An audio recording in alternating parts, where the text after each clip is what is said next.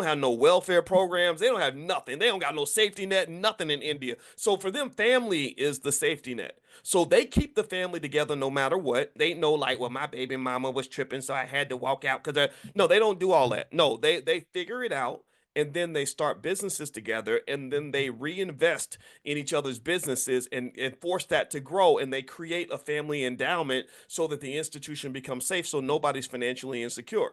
The family always has a pile of money somewhere that they can use to fund things you're trying to do or help you out in a tough spot. It's not true for every family. Some people struggle, right? So it's not true for everybody. You can't stereotype, but that's one thing that they do when they do it well. So studying these families, I think, is extremely important. There are Indian families that have gone to cities like Detroit and taken over damn near all the gas stations in Detroit. They are so gangster with their economics and their economic culture that they can come up in your neighborhood, buy up all of your shit, and own all of your stuff, and then create a stream of revenue off of your community, and you will smile and gladly hand them your money.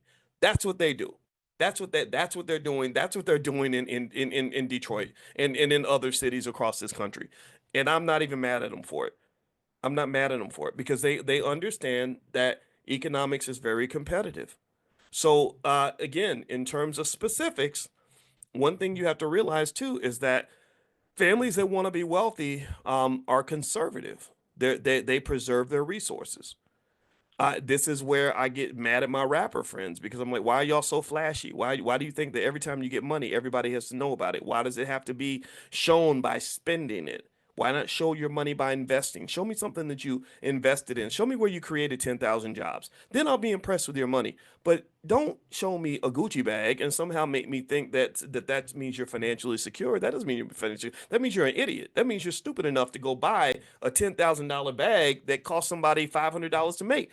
That doesn't make you smart. I don't admire that. There's nothing to look up to with that. So ultimately, when you're talking about culture, a wealthy culture is one built around wealth preservation because financially conservative, I'm not talking about socially conservative, but financially conservative cultures are into sturdiness. They're built, they develop consistency. Like corporations tend to be somewhat conservative financially because they want to maintain the structure and the consistency of the institution. So the question is, what institution are you preserving? And I'd say that your family is a great place to start. So do that thing that I mentioned before, pick some stock every week, go in there, buy, SPYVOO, Victor Oscar Oscar. Those are great funds to start with. You could literally invest in those two funds for the rest of your life and execute the plan with complete precision. And the other thing I would encourage you to do is don't get cheap when it comes to your future. You got generous when it came to paying the car note. You got generous when it came to paying the cell phone bill. You're generous when you're paying the landlord. So be generous when it comes to you. Be generous when it comes to your family. Be generous when it comes to preparing for the battles that are not yet fought.